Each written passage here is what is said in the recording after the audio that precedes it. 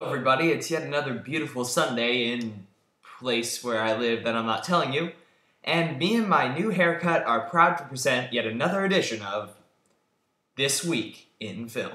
We got a loaded show today, so let's jump right into it. The first of 4 trailers we're going to talk about this week is the trailer for Clint Eastwood's upcoming Edgar, starring Leonardo DiCaprio. Let me tell you, man, does this look good. This looks like this could easily win Best Picture this year. Leonardo DiCaprio looks like he's delivering another fantastic performance as J. Edgar Hoover. Leonardo DiCaprio amazes me. He just the fact that he's been able to transcend his pretty boy image and really star in great film after great film after great film. There's really not any lulls in Leonardo DiCaprio, at least DiCaprio's recent career, and this looks like one of the high points. J. Edgar looks absolutely fantastic, from the acting to the setting to the story. Everything about it just looks pristine and polished and perfect, and it looks like Eastwood's best film since Million Dollar Baby. Really looking forward to this one. Next up, we have the trailer for The Grey, starring Liam Neeson. This movie seems to center on a group of people who get in a plane crash and have to survive out in the cold wilderness and basically seem to have to survive the forces of nature and try to escape somehow. This movie is directed by Smokin' Joe Carnahan, who previously worked with Neeson on The A-Team. And this movie looks really solid, I have to say. Not only does it look like it's going to be a fun survival flick, but it also looks like it's going to have real emotional impact, because throughout this trailer, Neeson is narrating a letter he's writing to himself, but he's writing it to his girlfriend, and he's talking about how much he misses her and how he wants to feel his hands in hers, and etc., etc.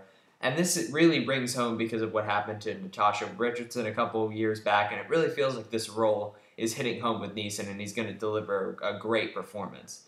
Also, it just looks like a solid film, good filmmaking. I wouldn't expect anything else from Joe Carnahan. I'm a little worried about it getting released in January, but otherwise, I'm really looking forward to The Grey. Next up, we have the trailer for Man on a Ledge, starring Sam Worthington. Not much to say about this one. He looks like a fairly generic heist movie, but with a good cast and some decent-looking action, so I might see it, but it's really not worth talking about in detail. But what definitely is worth talking about in detail is the trailer for David Fincher's The Girl with the Dragon Tattoo. Ironic, because last week we covered the trailer for the Muppet trailer, which parodied The Girl with the Dragon Tattoo, but I digress. This movie looks fantastic. I love David Fincher's work. I think he's just an incredible director, and this movie looks like it could be one of his best. I do know it's a remake of some Swedish films and adaptation of some books, but I haven't seen or read either of them, so if I see this movie, I'm going in completely clean, and man, this movie it just looks incredibly rich and complex and brilliantly acted. Like, Rooney Mara, I haven't thought much of her in The Social Network or Nightmare on Elm Street or what have you, but she really looks like she transformed herself for this role. It's just such a gritty, different role for an actress to play, because unlike most female heroes in film, it's not like an attractive role at all. That's what really strikes me about this film. It's very gritty and not like a Hollywoodized pretty movie. It just looks very gritty and intense and thoughtful, and that's what I like about it. Daniel Craig also looks very solid in the movie. And Fincher's direction, as always, just looks beautiful. Cinematography, gorgeous. All of it just looks like an incredible package, and I can't wait to see it come December, because this looks like it could be one of the very best movies of the year. My one complaint for this trailer is that it is a bit too long for my taste. It's nearly 4 minutes, and I feel like it does give away a bit too much of the story arc.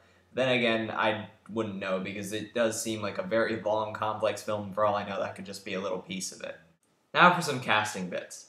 Liam Hemsworth has been cast in The Expendables 2. Now, I'm not particularly opposed to this, actually.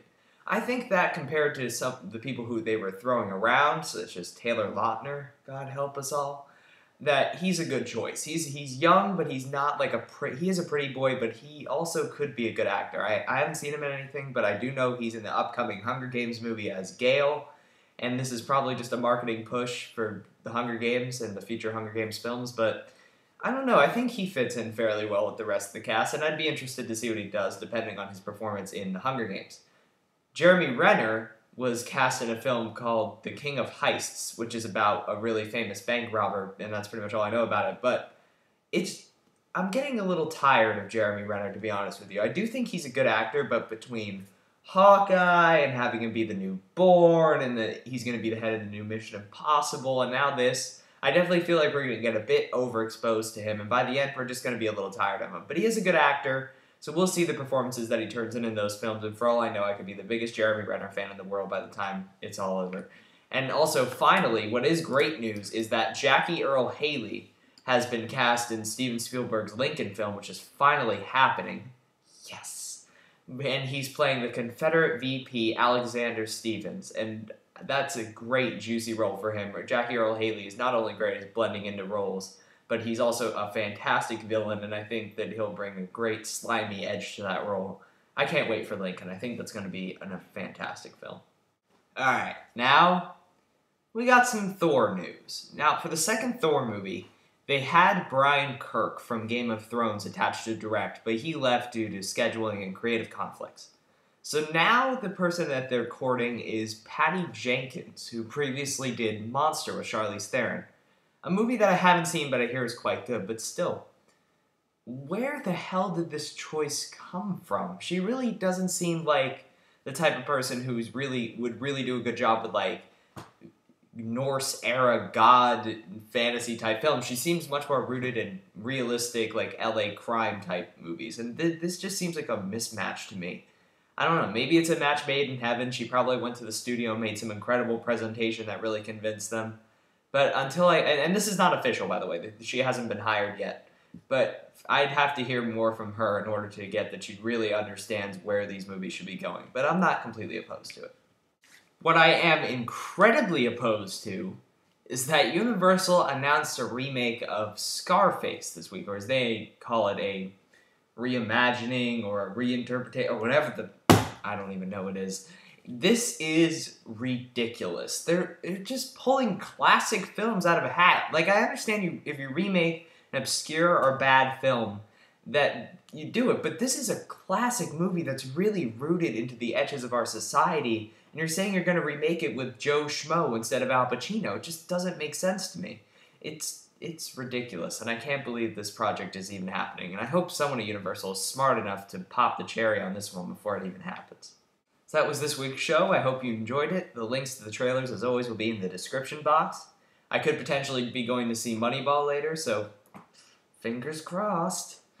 Until later or next week, I'm Movie Kid Mike, making sure your time is worth your money.